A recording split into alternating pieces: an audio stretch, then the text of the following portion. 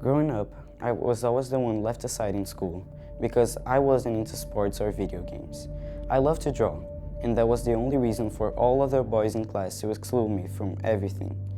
They liked to lock me up in the bathroom and not let me out until I drew all the pages of a notebook, and then they would take it and tear it up, laughing at my face. It happened over and over until I decided to fight back. I had this crazy idea to share my story through my drawings. So one day, I just painted the whole cafeteria wall with the first chapter of my bullying story. Suddenly, I was in front of the principal, and I was about to be expelled when I told him why I did it. He was moved, because when he was younger, he had been through the same thing. He encouraged me to keep painting, so I became famous at school and worldwide. Now, I have an association that helps people with low self-esteem to work on their abilities and understand that everybody has values and talents.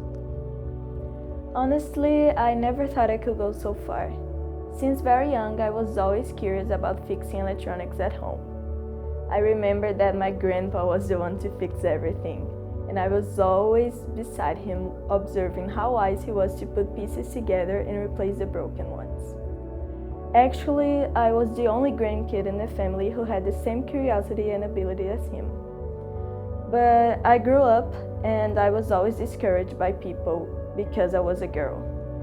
But despite people's disapproval, I kept following my dreams.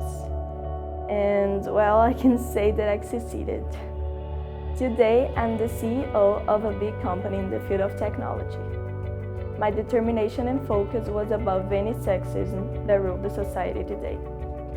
And being strong and following your dreams is the key to self-accomplishment.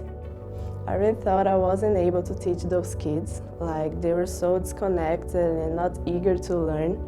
And I tried everything that I learned during the years I have been studying and specializing, but it didn't work, and all the theory that I was exposed to in college didn't apply to that group of students.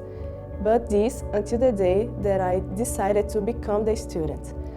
They had to present a project, and suddenly I was caught by this very simple but involving way of learning. And in this project, the students, they brought poetry and songs based on their daily experiences to transmit the subjects in their own very single ways. And from that day on, I just discovered that learning can go beyond that formal and traditional way. It really changed me and also caused a big impact on that community. I use the same route to go to work every day, and on the way there's a lot of green, but there's also a lot of simplicity. And when I see it, I just keep going, as I always do, listening to my favorite radio station.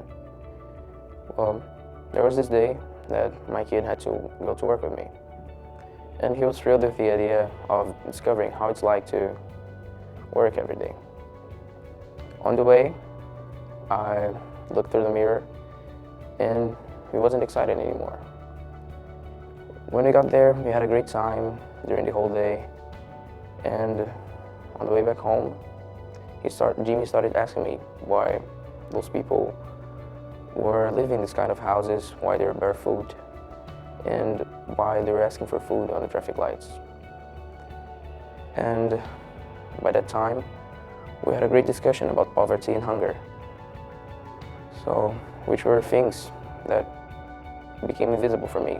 When I got home, I realized what a great life we have. 2 weeks after this conversation, Jimmy had raised money by selling candy bars to his friends at school. And with the money he collected, we were able to make kits with fruits, vegetables, and goodies for 30 families in that community. From that day on, I realized that everybody can contribute for the well-being of society.